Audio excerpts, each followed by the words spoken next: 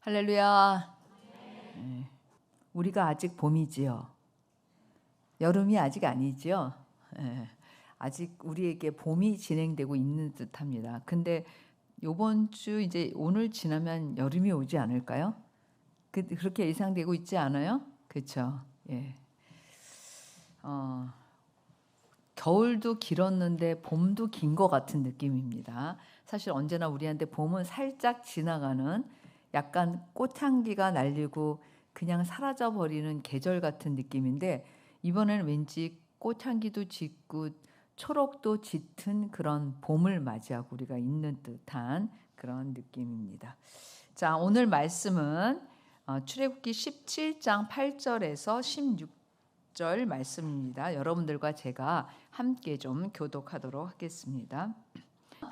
저는 그런 생각을 하게 됐어요. 원래도 제가 하나님의 말씀을 있는 그대로 믿어야 되고, 그냥 하나님의 말씀이 그냥 기록된 말씀대로 우리가 생각해야 된다. 이것이 늘 제가 설교할 때나 또 평상시에 여러분들과 나누는 말씀인데, 성경 말씀에 보면 하나님의 말씀에 가감하지 마라, 더하거나 빼지 말라 이렇게 써 있잖아요.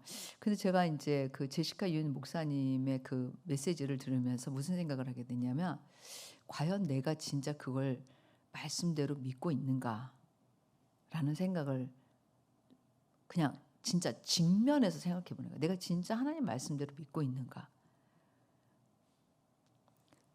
생각은 믿고 있어요. 그렇죠? 생각은 믿고 있잖아요, 우리가. 그리고 100% 받아들인 것 같아요. 근데 실제로 우리가 나오는 거는 한 50 정도? 30, 20? 이 정도인 것 같아요. 어떤 자매님이 이런 얘기를 했다는 거예요. 제가 그러면서 그 자매님의 말이 되게 인상적이었는데, 뭐였냐면, 우리 교회 성도 중에 한 사람이 이제 그 뭔가 하나님의 말씀에 순종할 일이 생긴 거예요. 리더가 이제 코멘트를 한 거예요. 그랬더니 친구한테, 친구야, 우리는 100% 순종이 아니라 200% 순종해야 돼. 그래야지 우리는 100% 순종할 수 있어. 이렇게 얘기를 했다는 거예요. 그래서 제가 그 배경을 들어보니까 100% 순종한다고 했을 때 실제로 자기가 순종하는 걸 보니까 50%밖에 안 되더라는 거예요. 그래서 자기가 200% 순종해야 되겠다고 생각했을 때 진짜 그 말씀을 이렇게 순종할 수 있었다. 그런 얘기를 제가 들은 적이 있는데, 우리도 사실 뭐 100% 순종하려고 하지, 누가 뭐 난 하나님 말씀에 순종 안 한다 그런 사람이 있겠어요. 그런데 우리가 왜 마음을 찢는다, 하나님 앞에서 우리의 마음이 진짜 순전하고 보드랍고 하나님의 말씀이 떨어지면 옥토가 된다. 그게 뭘까라는 생각을 하면서, 이렇게 하나님의 말씀에 대해서 보드랍고 옥토가 되는 마음이 아니라, 우리가 들어도 뭐예요? 받아들이기는 하는데 싹이 안 나는 말씀인 거예요. 심겨지긴 심겨지는데 싹이 안 나는 씨앗인 거예요. 무슨 얘기냐면, 그게 나한테서 살아서 그 씨가 살아 있어서 이렇게 싹이 나고 그다음에 이렇게 그렇게 돼야 되잖아요. 그런데 뭐라 그러는 거예요? 심겨지긴 심겨졌는데 그냥 죽어버리는 거예요. 내가 그 말씀을 사실은 싹이 나려면 사실은 이렇게 싹이 날 수 있는 환경이나 조건이 필요하잖아요. 그런데 그 조건이나 환경을 내 믿음이 없다라는 거죠. 그래서 우리가 말씀을 들었을 때, 들을 때는 충격 같아. 들을 때는 받아들인 것 같아. 근데 여러분, 저 문을 나갈 때, 제가 늘 얘기하죠. 저 문을 나갈 때 이미 그 말씀은 죽어 있어요. 그러니까 말씀이 살아있다라는 건 뭐냐면, 그 말씀이 나를 괴롭게 해야 돼. 뭐라 그랬어요? 따라서 해보세요. 그 말씀이 나를 괴롭게 해야 된다. 그게 뭐냐면, 그 말씀이 이 안에서 나한테 자꾸 외치는 거야. 기억나는 거야. 그리고 자꾸 내가 가지고 있는 마음을 그게 아니라고, 내가 진짜 그 마음인지 아닌지를 나에게 갈등을 주고 생각하게 하고 또 나한테 괴롭게 하는 거예요. 그래서 결국은 그 말씀에 대해서 내가 꼬꾸라지게 순종할 수밖에 없는 게 말씀이 살아있는 거예요. 그런데 예를 들어서 말씀을 들었어요. 맞아. 내 천국 가려면 진짜 그렇게 살아야 돼. 이렇게 생각했어요. 근데 저 문을 나갈 때 더 이상의 메시지가 들리지 않아. 혹은 한두 번 기억이 났어. 언제? 목장 페이퍼 쓸 때. 그리고 그때 결심도 했어. 끝. 그러니까 제가 뭘 이렇게 생각하게 됐냐면 제 자신이 내 마음이 너무 돌 같다. 내 마음이 너무 돌 같다. 내 마음이 옥토가 아니다. 그 메시지를 듣고도 계속해서 그 말씀이 나한테 살아있게끔 그런 살아있는 메시지가 돼서 나한테 울림이 있어야 되는데 그냥 내 수준에 머물러 있는 거 그거는 진짜 이게 내가 마음이 이렇게 돌 같아? 내 마음이 이렇게 길거리 바닥 같은 마음이 됐어? 이거를 회개하고 내 마음이 보드랍기를 우리가 기도해야 되는데 우리는 아무렇지도 않아. 그래서 사실은 우리가 어떻게 보면 그게 마음이 그냥 더 이상의 어떤 진전이 없어. 더 이상의 갈등도 없고 더 이상의 도전도 없고 더 이상의 어떤 게 없어요. 그건 죽은 말씀이에요. 여러분들 살아있지 않아. 영향력이 없어요. 그래서 설교를 얼마나 많이 듣느냐 중요하지 않아요. 내가 들은 메시지가 나한테 살아있어야 돼. 살아있는다는 걸 그냥 리얼하게 현실적으로 진짜로 표현하면 그 말씀이 나를 괴롭게 해야 돼. 옆에 있는 사람한테 얘기해 보세요. 말씀이 살아있다는 건 어떤 거다? 설명해 봐. 지금 제가 설명해 준 거.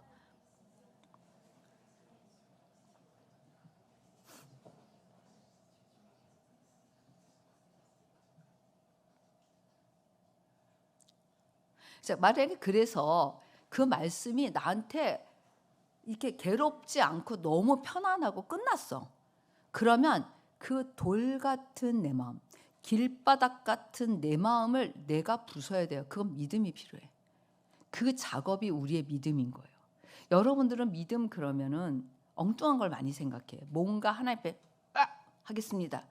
사실은 가장 중요한 믿음은 말씀에 순복하는 내가 되는 거예요. 말씀에 순종하는 내가 되는 거예요. 그거보다 더 중요한 게 어디 있어요. 그렇죠? 그러면 다른 것들은 뭐 그냥 사실 하나님 말씀하신 대로 할 건데 근데 뭐야? 그런 거는 안 중요하게 생각하고 뭘 중요하게 생각하냐면 내가 어떤 걸 하는 거. 여러분 내가 하는 거 중요하지 않아요. 늘 제가 얘기하지만 내가 무엇인가 하나님 앞에 드리는 것보다 더 중요한 거. 하나님한테 내가 순복하는 거. 하나님한테 내가 순종하는 거. 그게 중요해요. 그래서 사실 우리가 기도할 때도 제가 가끔 어떤 사람들한테 막 방언으로 크게 기도하고 막 울부짖고 이러면 가가지고 이래. 시끄럽대. 소리 지르지 말아라. 왜 그런 줄 알아요? 너무 귀가 따가워 진짜로. 그리고 목만 쉴 뿐이야. 의미가 없어요. 왜 그러냐면 조금 아까 제가 얘기한 것 같은 똑같은 케이스인 거예요. 진짜 내가 하나님 앞에서 내 마음이 맞춰지지 않음을 괴로워야 되는데 내가 그냥 내 방식대로 생각해서 하는 거예요. 마음이 맞춰지면 내 마음이 맞춰지면 회개도 저절로 되고 사실 내 회개가 되면 그 진정한 회개가 돼서 내 마음이 정결케 되는 거예요. 내가 소리를 질러서 정결케 되지 않아요. 내가 소리를 질러서 귀신이 나가지 않아요. 내가 소리를 질러서 바뀌지 않아요. 이제 그런 시절은 지나갔어요. 우리 교회 사람들한테. 아주 그건 초보. 진짜 신앙생활 할 때 초보들은 좀 뭐 그래도 뭐 좀 그래요. 근데 이제 이 묵은 이 안에 깊이 10년, 20년 인생 동안 묵은 이 찌꺼기들 돌처럼 딱딱해서 나하고 혼연일치가 돼서 붙어있는 이런 것들 여러분 소리 지른다고 나갈까요? 안 나가요.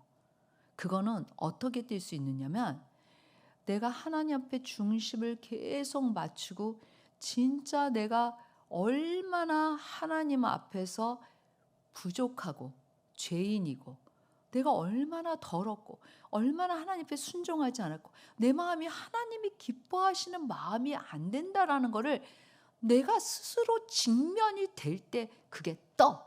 여러분 이제 전 주부라서 여러분 있잖아요. 밥을 해보면 냄비에다 제가 밥을 해보면 오랫동안 뜸을 들이면 누룽지가 쫙 붙어 있어. 그래서 제가 밥을 퍼보면 하여튼 오늘 이 얘기를 왜 하는지 모르지만 어쨌든 이건 중요한 얘기야. 이 말씀하고 관계는 없지만 그래서 밥을 다 풀 때 누룽지가 붙어 있어요. 안 떨어져. 띄는 방법 어떻게 하면 띄어지는지 아세요? 예? 불린다고? 물 넣고? 에이, 역시 남자네. 이 맛있는 누룽지 자체를 그냥 팍 띄는 방법이 있어요. 주부 많은데 얼굴 표정을 보니까 누룽지를 해본 적이 없어요. 어떻게 띄냐면 열을 가하면 걔가 딱 떨어져요. 열을 가하면 누룽지가 그대로 탁 떨어져. 해보세요. 물을 부면 걔가 밥이 불어서 뿌릉퉁이 밥이 한가득 돼. 누가 먹을 거야? 누룽지 자체로 아주 모양대로 탁 띄려면 불을 탁 가열해 보세요. 걔가 탁 떨어져요.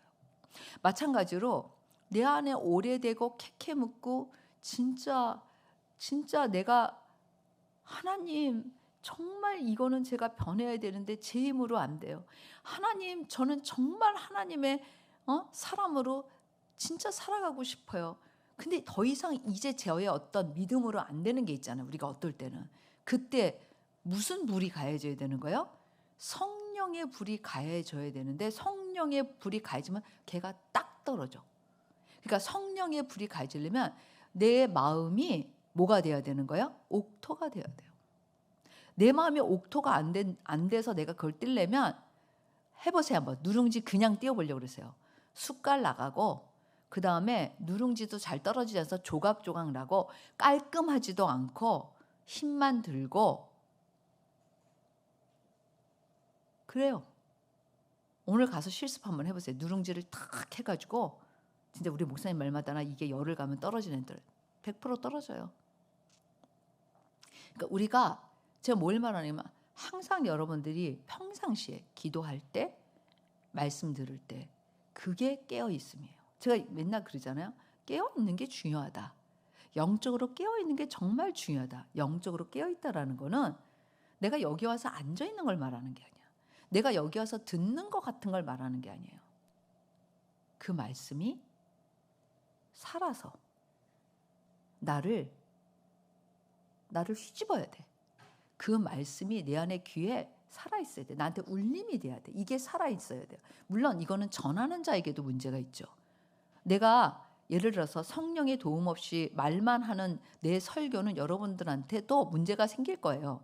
그러나 설령 어떤 사람이 진짜 설교를 성령님의 도우심 없이 해도 듣는 사람이 성령님의 그런 도우심 가운데 믿음으로 들리면 그 메시지가 살아나요. 그 사람한테는. 그리고 여러분들이 죽었다 한들 내가 메시지가 살아있으면 여러분들한테 가서 꽂혀. 이거는 언제나 일어날 수 있는 일이에요. 그런데 제가 말하는 건 뭐냐면 여러분들 입장에서 생각하면 영적으로 깨어있다는 게 뭐냐. 여러분 한번 오늘 보자. 메시지를 들을 때 설교 말씀을 듣고 내 마음이 괴로움이 나는 늘 느껴진다. 손 들어봐.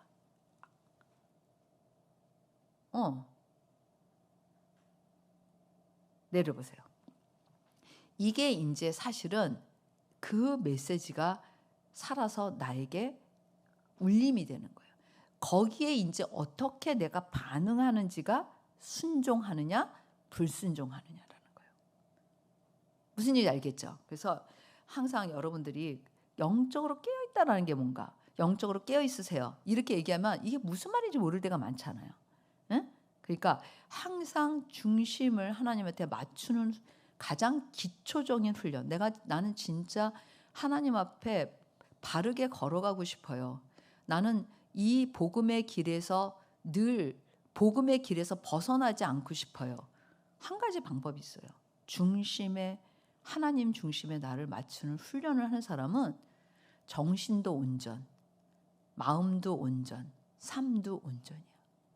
근데 중심이 없이 내 맘대로 신앙생활하다가 이렇게 지내다 보면 어느새 난 샛길로 가고 있어.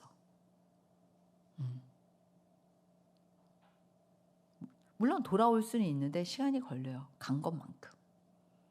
10년 갔다 10년 돌아오는데 걸려. 금방 안 돼요. 그래서 여러분들이 좀 생각하면 좋겠어요. 자, 이거는 이 강대상을 옮김으로 지금까지 읊었던 제가, 그렇지만 도움이 되죠? 네, 도움이 돼요. 자, 오늘의 말씀은 너무 유명한 말씀, 출애굽기 27장에 있는 이 말씀은 사실 여러분들이 너무 잘 알고 있는 중보 기도에 관한 메시지를 전할 때 많이 사용되는 말씀이고, 중보 기도의 능력, 뭐 이렇게 메시지가 늘 전해지는 그런 말씀이에요. 또 실제 그렇기도 해요. 이 말씀의 내용이. 그러니까 아말렉과의 전쟁에서 모세가 손을 들고 있으면 이스라엘이 이기고, 손이 내려오면 이스라엘이 지잖아요.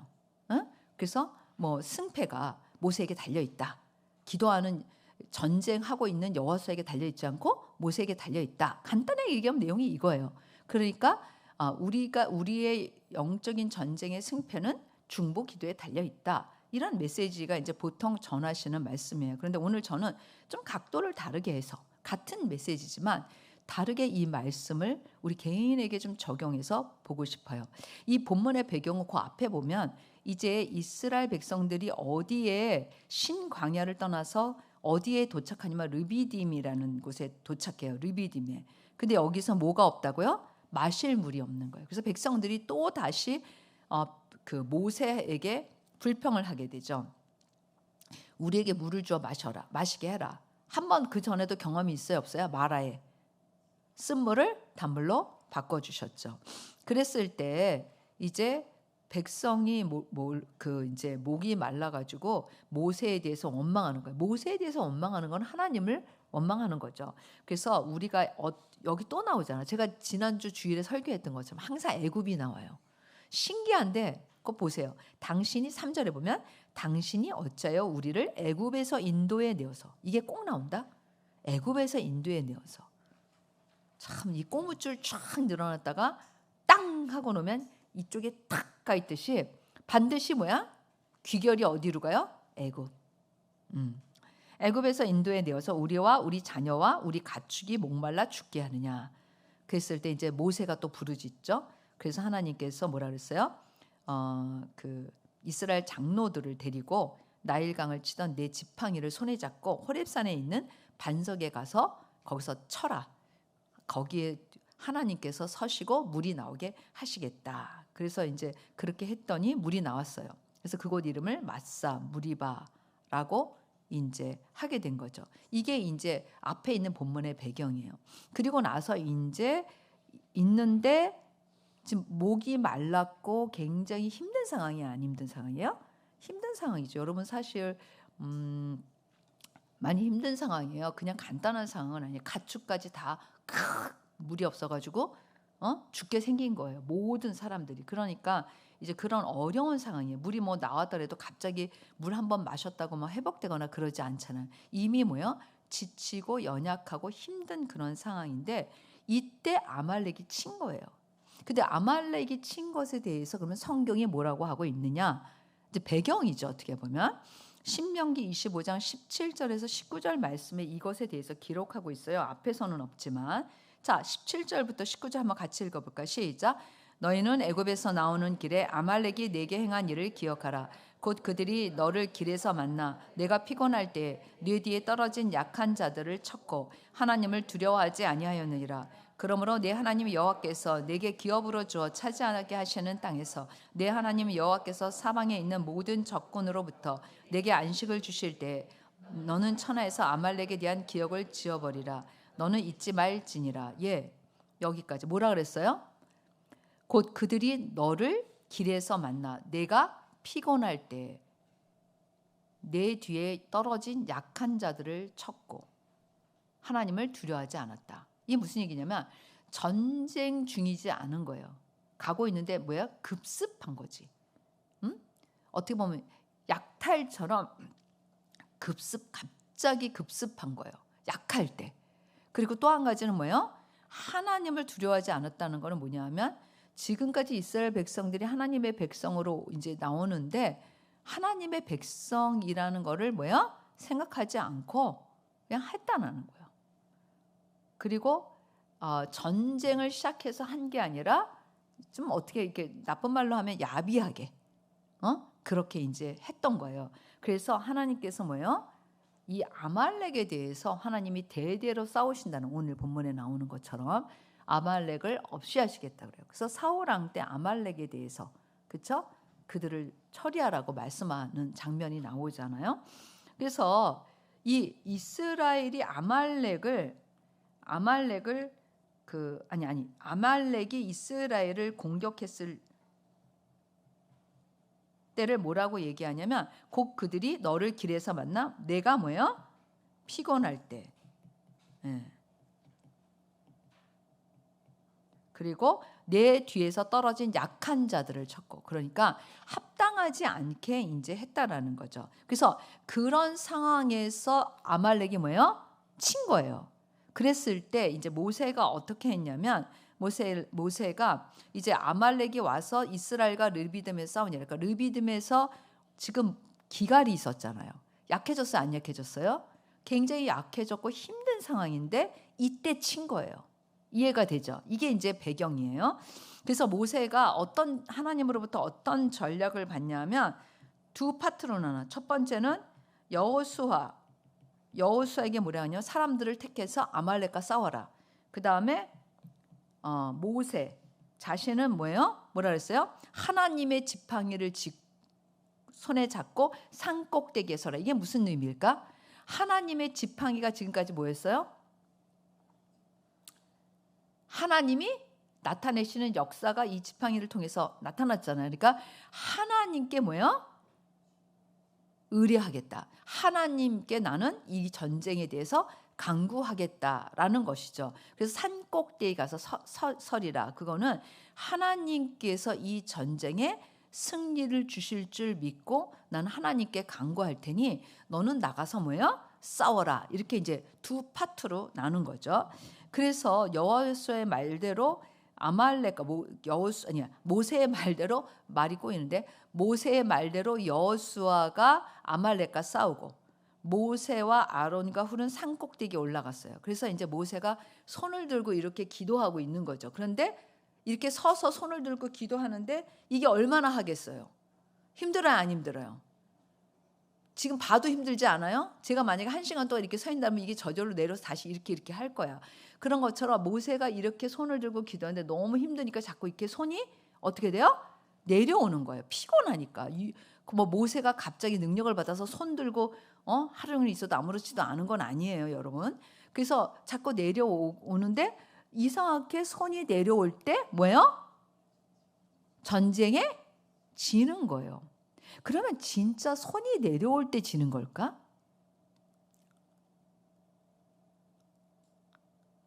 그럼 우리 영적 전쟁에서 손 들고 있으면 이기겠네? 응? 손만 들면 이기겠네?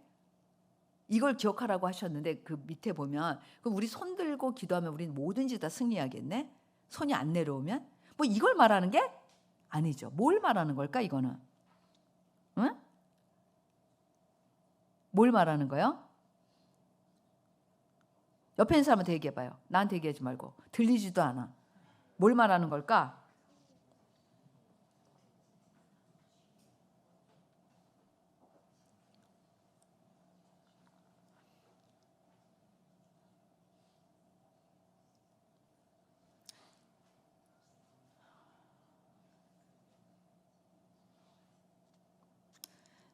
자, 모세가 손을 들면 이기고 모세가 손이 내려오면 진다.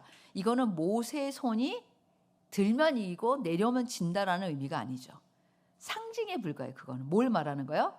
하나님을 의뢰할 때 전쟁에 승리가 있지만 그러지 못할 때 진다라는 거를 딱 그냥 이걸 통해서 가르쳐 주고 계신 거예요.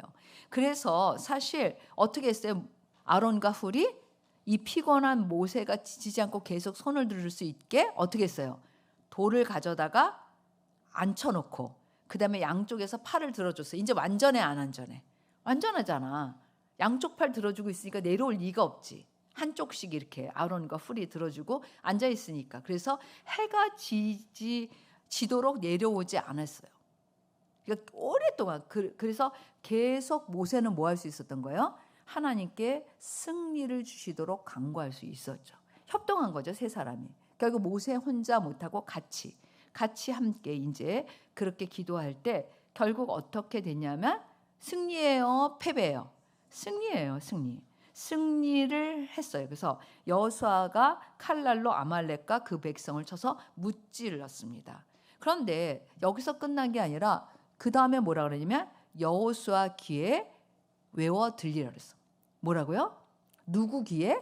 여호수아. 여호수아가 지금 전쟁에 나갔던 사람이잖아.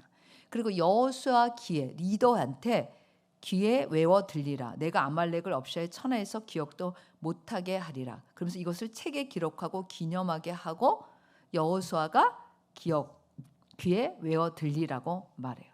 그리고 여호와 니시라는 거는 여호와의 승리를 의미하는 말씀이에요. 그래서 이제 하나님께서 이렇게 이제 이 전쟁의 내용은 이거예요. 자, 그래서 도대체 이 말씀이 무엇을 우리에게 교훈해 주는가라는 것을 우리가 좀 생각해 본다면 이 전쟁에 지금 이 전쟁이라는 거는 현실이에요? 현실이 아니에요? 현실. 지금 이스라엘 백성들이 실제 아말렉과 싸우고 있는 전쟁이잖아요. 그렇죠? 맞아요, 틀려요? 쳐들어와서 지금 싸우고 있는 거예요. 눈에 보이는 싸움이에요. 현실이 현실, 여러분. 지금 이 눈에 보이는 이 현실이에요. 그래서 사실 그냥 일반적으로 상식적으로 이성적으로 생각하면 군사력이나 전략이나 이런 거에 따라서 승패가 결정되죠. 당연히. 그렇지 않아요? 그런데 여기서 이런 외적인 이 현실적인 이런 이 지금 보이는 이 싸움이 이 현실의 어떤 문제로서 승패가 있지 않고 보이지 않는 기도하는 모세에 의해서 승패가 결정되는 것에 대해서 하나님이 가르치고 계시는 거예요. 그러니까 하나님께서 사실 우리에게 뭘 가르치시고 계시냐면 우리가 눈에 보이는 어떤 그러한 문제들이 그냥 그 자체로서 해결되는 게 아니라 하나님께서 그거를 어떻게 하시느냐에 따라서 그것에 대한 해결을 할 수 있는지 없는지가 결정이 된다라는 것에 대한 교훈을 주시는 거라고 여러분들이 생각하면 좋을 것 같아요. 그래서 근데 여기에 이제 보면 되게 재밌는 게 하나 있어요. 뭐냐면 그래서 이제 이 승패를 이렇게 승리를 하기 위해서 보세요.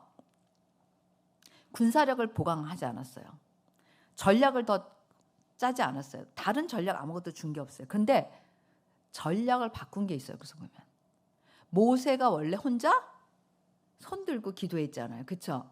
근데 바뀐 전략은 뭐예요? 모세를 돌에다 앉히고 양쪽에 팔을 들어주는 전략이에요. 그러면 지금 전략을 바꿔서 보강했는데 보이는 3차원의 세계에서 전략을 바꾼 건지 4차원의 세계에 해당되는 전략을 바꿨는지 어디다 바꾼 거예요?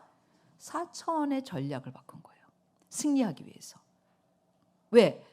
모세의 팔이 내려오면 쳐. 모세의 팔이 올라가면 이겨. 그러니까 이스라엘 백성들로 하여금 이게 이제 첫 번째 나와서의 전쟁인데 여기서부터 모든 전쟁의 승패는 하나님께 달려있다는 걸 가르쳐주는 거예요. 놀랍지 않아요? 여기 이 처음 그건 전쟁이 아니지. 애굽 군사가 홍해까지 쫓아왔을 때 그때는 하나님께 물로 그냥 덮어버리셨잖아. 그렇죠? 이번에 지금 실제 싸우고 있는 거예요. 근데 이 싸우는 이 전쟁에서 지금 여기서부터 마지막 전쟁까지 승패가 누구한테 달려있다는 걸 가르쳐 주시는 거예요? 하나님께. 그래서 이거를 기념해서 기록하라고 하신 거예요. 그러니까 지금 전략을 보강했는데 모세 혼자로는 안 되는 거지. 그래서 아론과 훌이 붙어서 함께 이거를 도왔을 때 이 영적인 전략이 완성되는 것을 볼 수가 있어요. 그래서 결과적으로 이렇게 했을 때 승리를 가져왔다라는 것을 알 수가 있어요. 그리고 이거에 대한 여기서 보면 하나님께서 기념하고, 그리고 하나님께서 이 아말렉에 대해서 어떻게 하실 것인지 여기에 딱 말씀하셨어요. 그거는 뭐예요? 두 번 다시 천하에서 아말렉의 이름을 없애시겠다. 하나님께서 직접 싸우시겠다. 그러니까 이건 뭐냐면 아말렉을 하나님께서 없애시겠다라는 거예요. 그 얘기를 이제 하시는 거예요. 그래서 우리가 이 본문을 통해서 주시는 메시지가 무엇인가를 이제 생각한다면, 첫 번째는 지금 눈에 보이는 이 3차원의 세계, 우리가 지금 살고 있는 이 3차원의 세계와 4차원의 세계가 있잖아요. 근데 그리스도인인 우리에게는 지금 뭐예요? 우리의 모든 삶의 문제가 여기서 결정되는 게 아니라 어디서 결정된다? 4차원에서 결정된다라는 거를 메시지로 우리가 들을 수 있다는 거예요. 그리고 여러분들과 저는 3차원에만 속한 사람이 아니라 4차원까지, 그러니까 이 두 개 다 우리가 살고 있는 세상이에요. 현실, 그 다음에 하나님이 계시잖아요, 우리에게는. 그렇죠? 그러니까 우리한테는 이 두 개가 뭐예요? 다 있는 거예요. 3차원의 세계와 4차원의 세계가 있는 거죠. 그런데 하나님의 역사는 여기서부터 시작하지 않는다는 거예요. 하나님이 계시는 뭐예요? 4차원의 세계에서 결정된 것이 3차원의 세계에 내려온다는 것을 보게 되는 거죠. 그러니까 하나님께서 우리에게 이 3차원의 세계에 우리가 기적이라든지 하나님이 주신 약속들이 많이 있잖아요. 성경에 보면, 그렇죠? 예수님을 통해서 주신 약속, 하나님께서 우리에게 주신 약속들. 그 약속들은 이 3차원에서부터 시작하지 않는다라는 거예요. 어디서부터 시작한다는 거예요? 4차원에서부터 이미 결정됐다는 거예요. 그러니까 이미 어떻게 보면 여러분 이렇게 생각하면 좋아요. 이게 참 있잖아요. 말씀이 심플한데 진리라니까.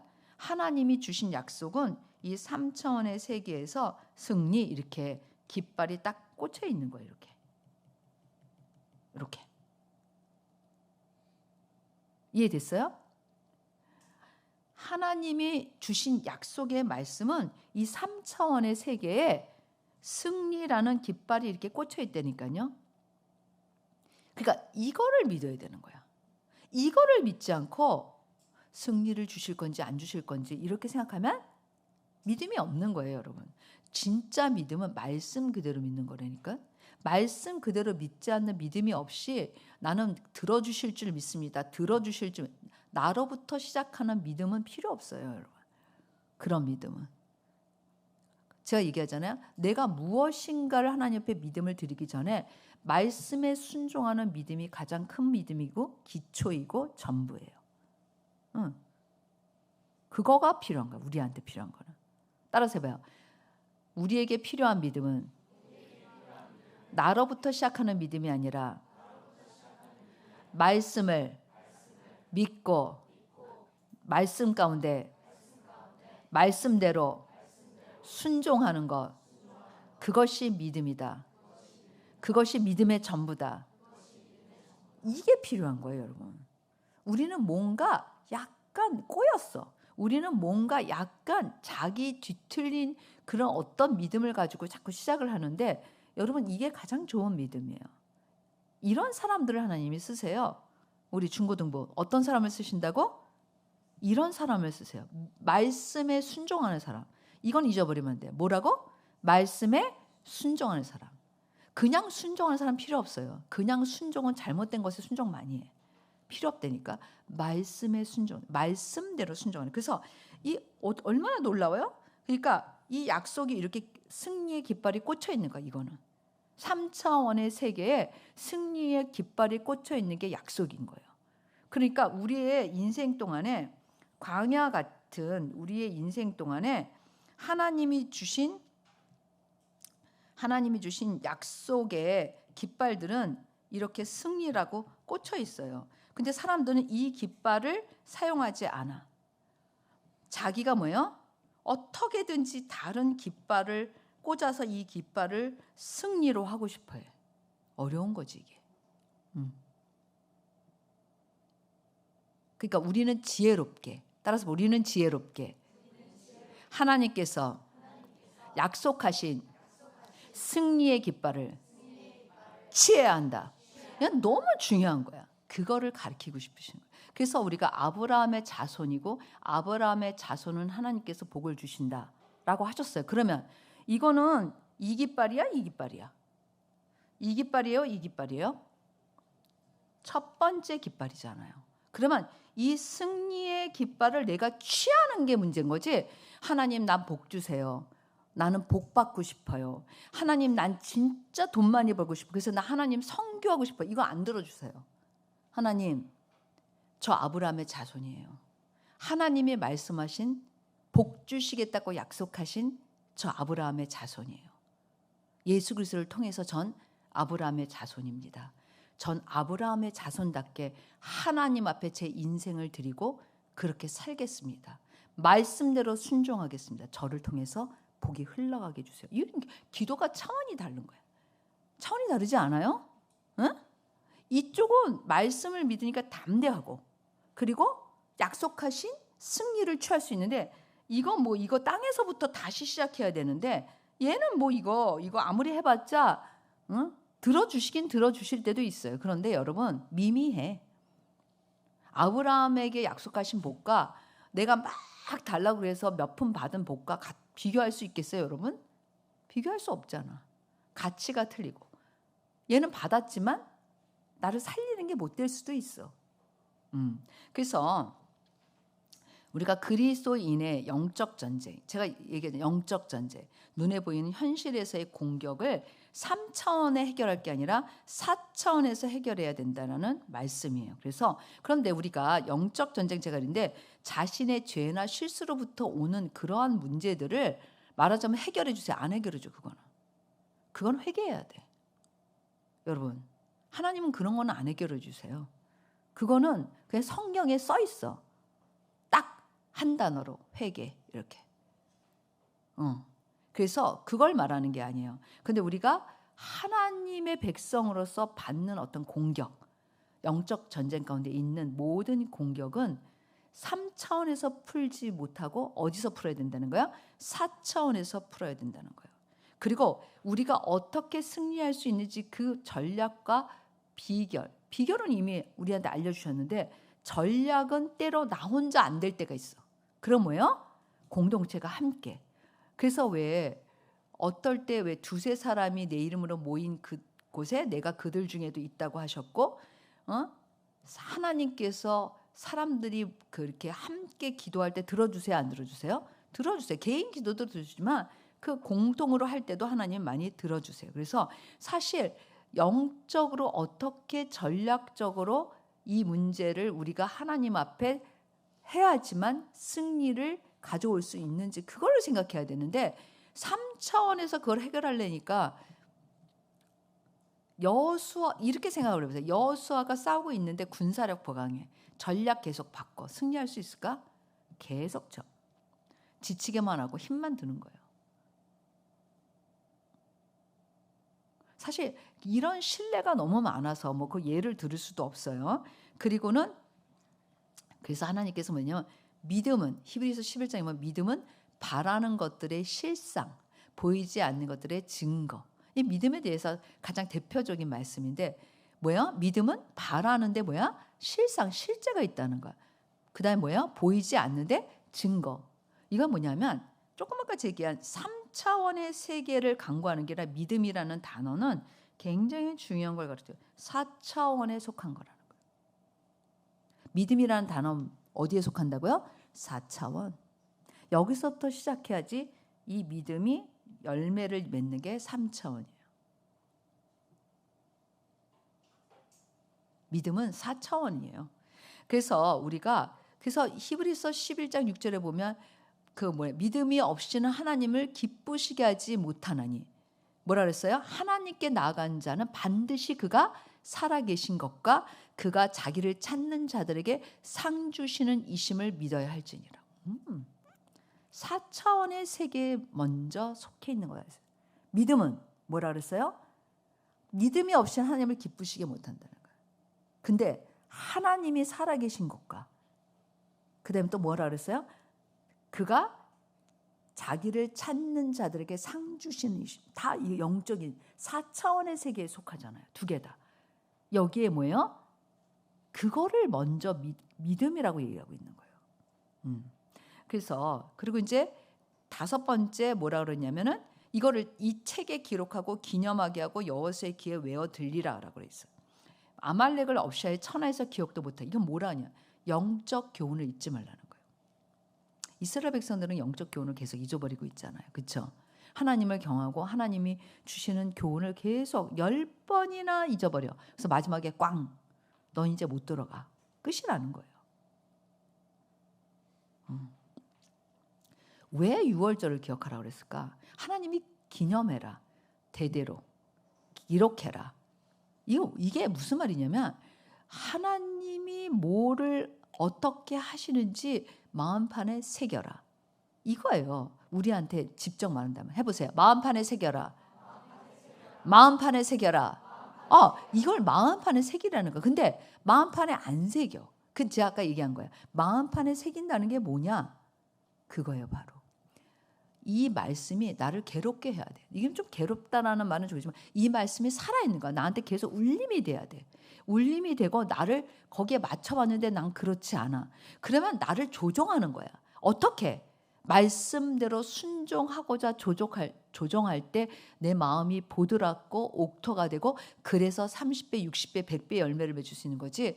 그저 뭐 내가 막 그냥 불다저처럼 밀어붙이면 되는 게 아니에요. 그래서 사실 우리가 그리스도인에게 근데 이거를 왜 이거를 어떻게 보면 영적 교훈을 잊지 말라고 그러는 거는 하나님의 손에 의해서 사실은 승패가 좌우된다라는 영적인, 그렇죠? 그래서 이거를 통해서 우리가 만약에 자손들에게 물려준다 그러면은 뭐를 물려줄 것인가?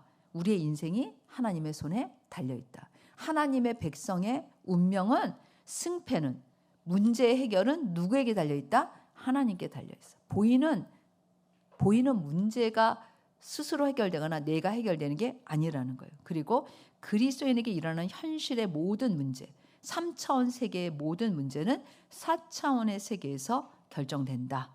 그리고 우리는 하나님께서는 뭘 얘기하냐면 우리가 살고 있는 이 세상에서 일어나는 이런 문제들을 이 4차원의 세계에서 먼저 해결하기를 원하시는데 그게 바로, 해보세요. 따라서 믿음이라는 걸 가지라는 거예요. 믿음은 바라는 것들의 실상이요 보이지 않는 것들의 증거다. 믿음이 없이는 하나님을 기쁘시게 하지 못하나니 믿음이 있는 자는 반드시 그가 살아계신 것과 그가 자기를 찾는 자들에게 상 주시는 이심을 믿어야 할지니라 라고 이야기하고 말씀하고 계시는 것입니다. 그래서 이 현실적으로 일어나는 우리 문제들을 우리가 그런 영적인, 그래서 사실 영적인 눈이 열린다 이것도 있잖아요. 여러분 있잖아요. 이렇게 생각하셔야 돼요. 이제 제가 굉장히 쉽게 설명해 드리면 비늘이 벗겨져서, 영적인 눈에 비늘이 벗겨져서 우리가 영안이 떠져서 4차원의 세계를 보는 것도 너무 중요하지만 그 전에 정말 그와 같이 되려면 우리가 보이지 않아도 이 4차원의 세계를 믿어야 돼요? 안 믿어야 돼요? 믿어야 돼요. 눈에 안 보인다 그래서 그걸 믿지 않아. 그리고 생각도 못해. 먼 비늘이 떨어지겠어. 모든 사람이 다 영안이 열려서 4차원의 세계를 보는 건 아니에요. 그런데 그렇게 보지 않아도 믿음의 사람 많아요. 그런 사람들은 어떻게 그러면은 그런 진짜 영적인 그런 이 4차원의 세계를 알까? 이거예요. 지금 제가 설명한 말씀대로 믿음을 갖고 순종하는데 그것이 똑같은 결과를 낳는 거예요.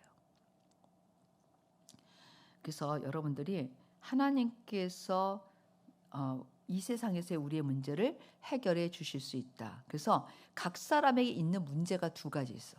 하나는 4차원에서 해결해야 되는 문제가 있어요. 내 힘으로 안 되는 거 있어. 그거는 믿음을 드리고 하나님께 간구해야 돼요. 그 다음에 혹은 두 번째, 자신이 해결해야 될 문제가 있어. 자기 죄. 아니면 자기가 어떤 삶으로 하나님 앞에 회개해야 되거나 교정해야 되거나 바뀌어야 되거나 이런 문제들이 있어요. 이 두 개는 다 있어요.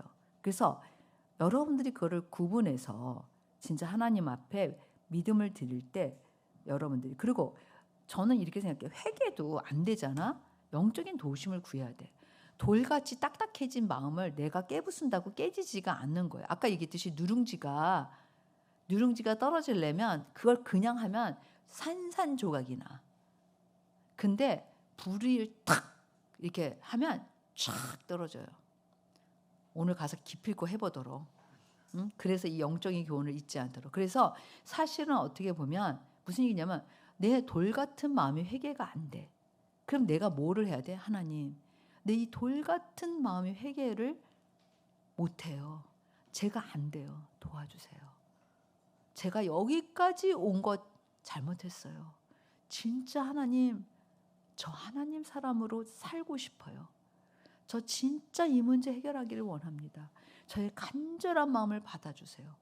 저를 도와주세요. 이게 내가 저지른 죄에 대해서도 도우심을 간구할 수 있는 그런 기도인 거예요. 어? 드립다 뭐 영으로 뭐 귀신 나가라는 데서 나가지 않는다니까요. 그래서 우리가 이런 거를 좀 생각하면 좋겠고, 그래서 결론적으로 제가 누가복음 18장에 있는 말씀을 여러분들한테 제가 알려드리고 싶어요. 여기에는 무슨 얘기냐면 불의한 재판장과 가부 얘기가 나와요. 그렇죠? 근데 불의한 재판장이 가부가 와서 귀찮게 하니까 처음엔 들어주지 않다가 너무 번거롭고 그렇게 귀찮게 하니까 들어줘요. 그러면서 여기에 주시는 교훈은 하나님께서 불의한 재판장이라는 게 아니에요.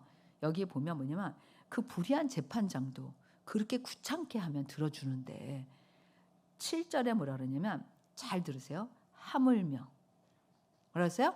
하물며 하나님께서 그 밤낮 부르짖는 택하신 자들의 원한을 풀어주지 아니하시겠느냐. 그들에게 오래 참으시겠느냐. 내가 너희에게 이르노니 속히 그 원한을 풀어주시리라. 내가 너희에게 이르노니 속히 그 원한을 풀어주시리라. 그러나 인자가 올 때 세상에서 믿음을 보겠느냐. 이게 무슨 얘기냐면 하나님께서는 부르짖는 자의 기도를 반드시 들으시고 속히 그것을 해결해 주시는데 믿음을 드리는 사람이 있느냐? 없다라는 얘기야. 그 믿음을 드리는 사람. 이렇게 하나님께서 이거를 풀어주실 수 있다고 하나님한테 베깅하고 구하고 하나님 앞에 그런 사람이 있느냐? 그런 믿음을 가진 사람을 내가 보겠느냐? 뭐라 했어요? 인자가 올 때 말세가 가까울수록 그런 사람이 없다. 그런 믿음 가진 사람이 드물다. 여러분들한테 이 말씀이 도전. 그래서 여러분들은 우리가 지금 어떻게 보면 마지막 때를 살면서 어떤 믿음을 가질 거예요? 어떤 믿음을 가지고 싶으세요? 순식간에 와요.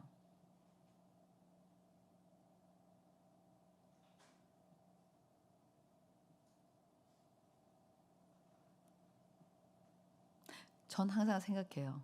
제가 사역을 하고 나서부터 무슨 생각을 많이 하면 내가 주님 앞에 설 날을 생각해. 항상 잊어버리지 않아요. 지금도 사실 내가 사역을 잘하고 있는 걸까? 내가 하나님이 원하신 대로 하고 있는 걸까?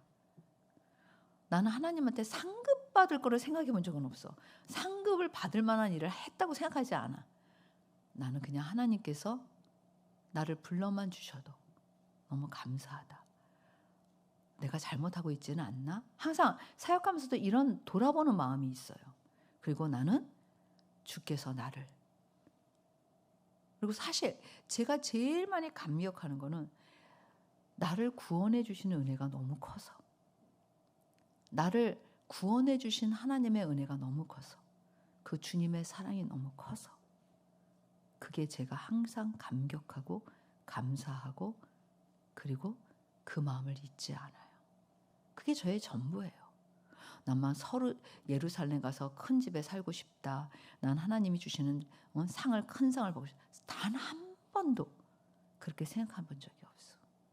왜? 내 자신이 내가 나를 너무 잘 알거든. 뭘 한 게 있다고 내가 하나님 앞에 잘못이나 안 했으면 다행이야. 이렇게 생각해요, 솔직히. 근데 늘 사실 매일 아침에 새벽 예배 때 기도할 때마다 때로는 졸리고 때로는 피곤하고 때로는 산만하고 때로는 여러 가지 생각이 나를 휩싸을 때 내가 그래도 주님 앞에 마음을 맞추려고 주님 중심에 나의 마음을 맞추고 이 시간 내가 주님 앞에 드리는 시간이 되려고 몸부림치는 거예요. 때로는 그 몸부림을 하다가 끝날 때도 있어. 그리고 그 초점이 맞춰질 때, 그 중심이 맞춰질 때 내 안에서 깊은 날 구원해 주신 하나님의 사랑, 날 구원해 주신 예수 그리스도의 은혜, 그게 이 밑바닥에서부터 너무너무 감사하고 그거를 다 감사를 해도 부족하다는 것을 알게 되고 그게 전부예요. 뭔가 잘하고 싶다. 세상에서 이름을 내고 싶다. 남들은 저렇게 잘하는데 저 사람처럼 나도 유명해지고 싶다. 그리고 이번에 유정옥 사모님의 제가 글을 읽으면서 너무 부끄럽다.